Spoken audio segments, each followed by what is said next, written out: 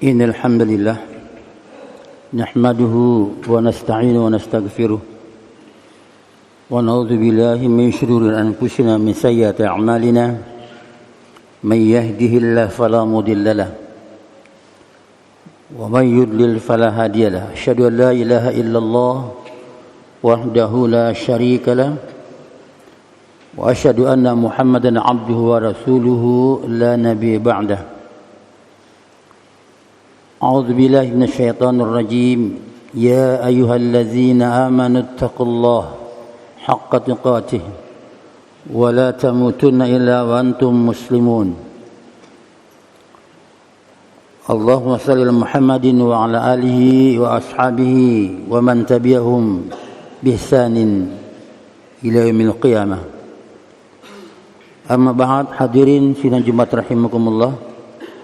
Yang pertama, marilah kita berupaya terus menerus sekuat tenaga kita untuk tingkatkan kualitas ibadah kita, kualitas iman kita, kualitas ketakwaan kita, dan kualitas keilmuan kita di dalam hidup kita sehari-hari, agar kita termasuk hamba-hamba Allah yang dalam pandangan Allah yang mulia insyaallah subhanahu wa ta'ala.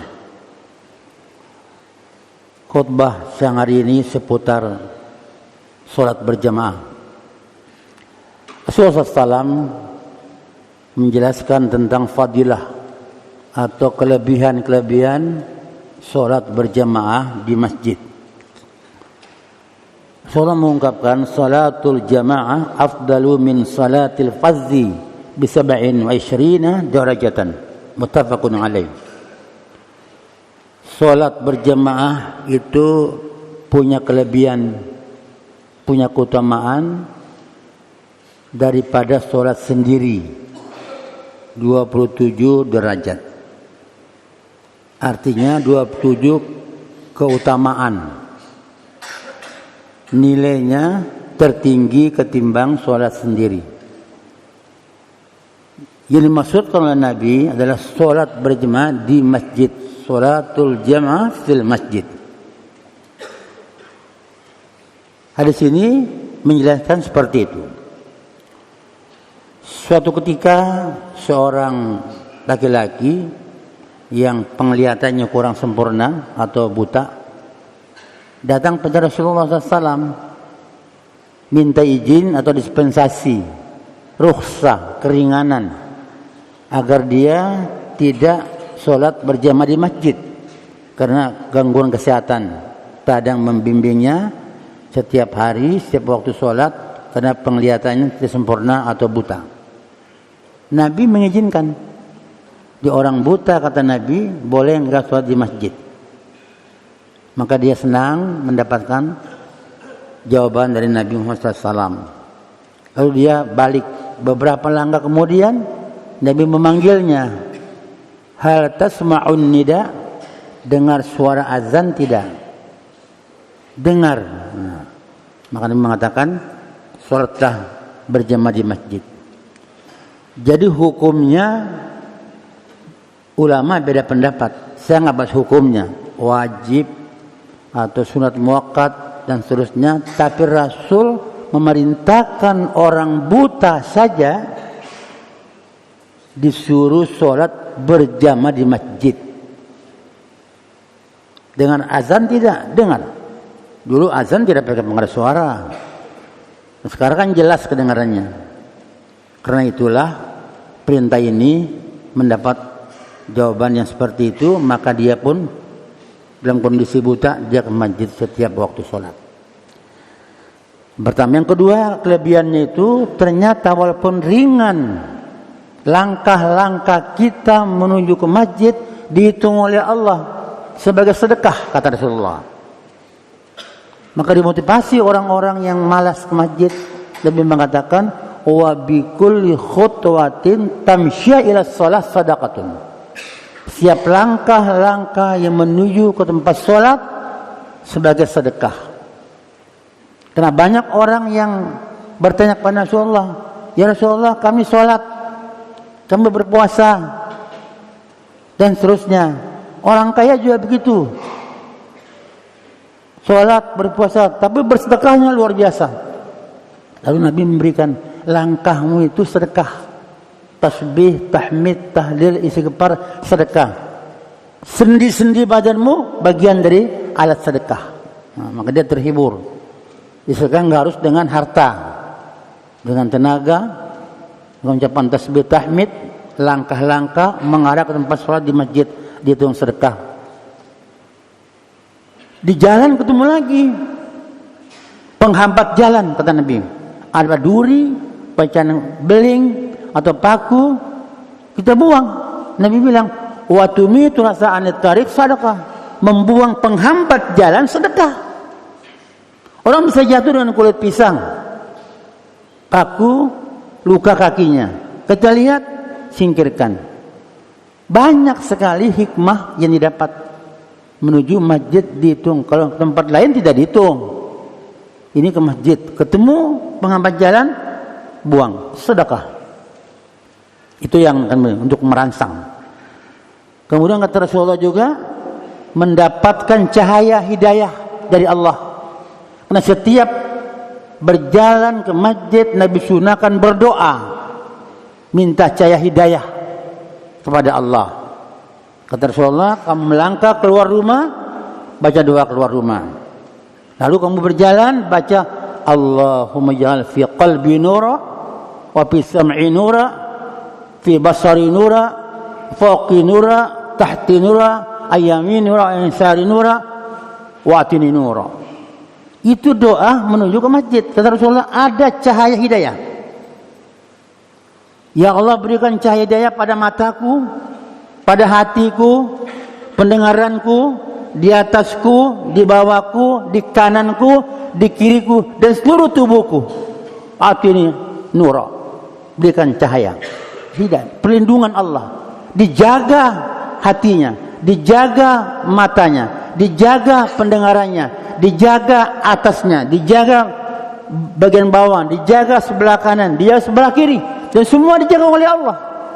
Itu menuju masjid untuk berjamaah. Itu motivasi Nabi SAW. Kemudian secara singkat juga, di masjid kadang-kadang ada istilah taklim, kajian subuh, pada zuhur, dapat ilmu lagi. Di masjid di beberapa tempat kita tinggal masing-masing, ada kajian-kajian pada subuh, pada zuhur, atau kajian duha sebagainya. Itu ke masjid, dapat ilmu lagi.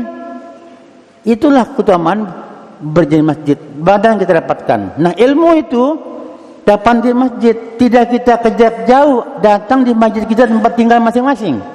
Maka makmurkan masjid untuk mendapatkan ilmu ketika ada sang ustadz, sang guru, ahli ilmi memberikan pelajaran ilmu. Jangan dilewatkan. Itu proses bagian dari hikmah berjamaah.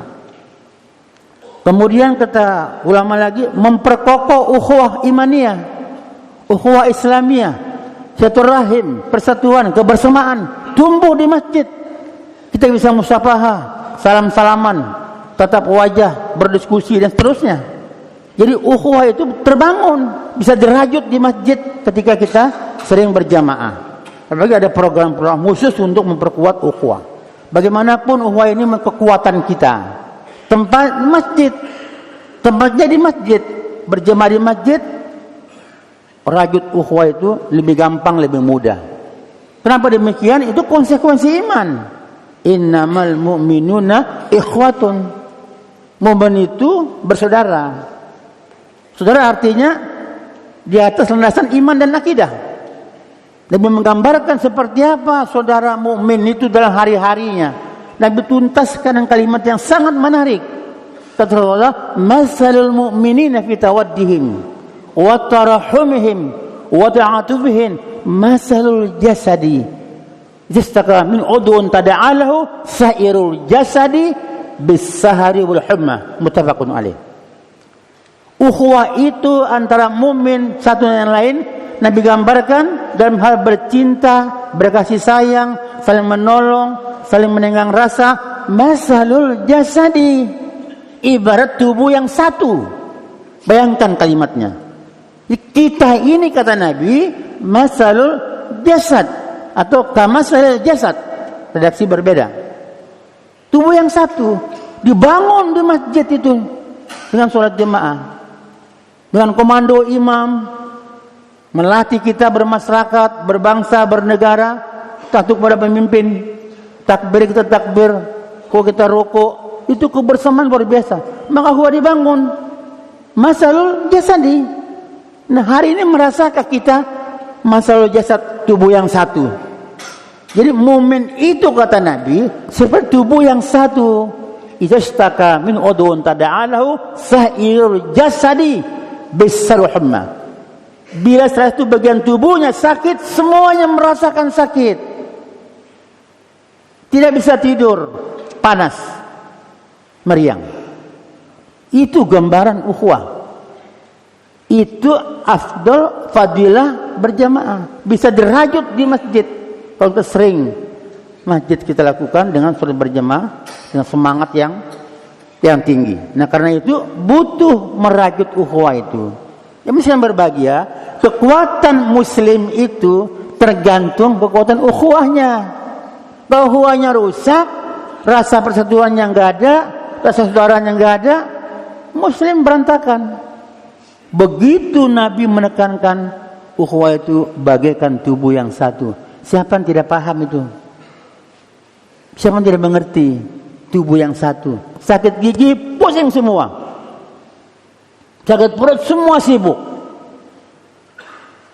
Gigi sakit semua sibuk, anggota badan cari obat, ngurus sampai ke ubun-ubun. Wah, bisa tidur tuh. Itulah gambaran kita. Cepat merespon ketika ada saudara kita yang perlu dibantu. Cepat reaksinya, cepat menanggapinya, cepat ambil tindakan.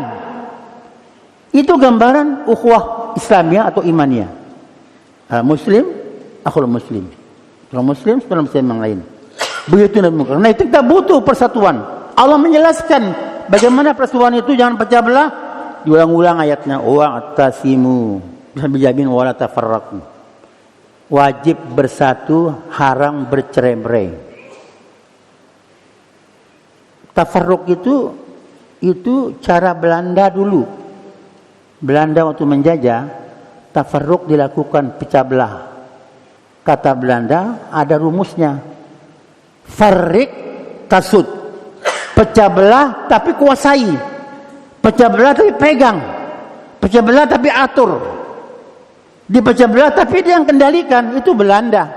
Politik Belanda. Memecah belah umat Islam tapi dia kendalikan. Ini warisan Belanda. Kalau terjadi pecah belah dan dikendalikan, itu warisan Belanda penjajah. Karena itu kita kembali kepada Quran untuk kita bersatu, berukhuwah dan seterusnya. Sholat berjamaah subuh saja digambarkan oleh ulama. Kalau sholat subuh berjamaah seperti sholat Jumat, isu musuh ketar-ketir musuh Islam. Pernahkah sholat subuh seperti sholat Jumat? Harus bisa. Karena semua ada di rumah, belum berangkat kerja. Ada semua tidur. Satu kampung, satu komplek. Pasti seperti sholat Jumat. Kalau kita memahami fadilahnya. Sholat subuh itu beda, kata para ulama. Kalau seperti sholat Jumat, Masya Allah, itu so oppose kekuatan Islam. Semua masjid di sholat Jumat. Tapi sholat subuh bisa kita hitung safnya. Itu realitasnya. Karena itu mari kita bangun, kita bangkit. Untuk meremakan masjid dengan berjamaah. Semoga Allah memberikan kemampuan dan kekuatan kepada kita. Barakallahu lakum fil azim wa nafa'akum bil majid. Innallaha ghafurur rahim.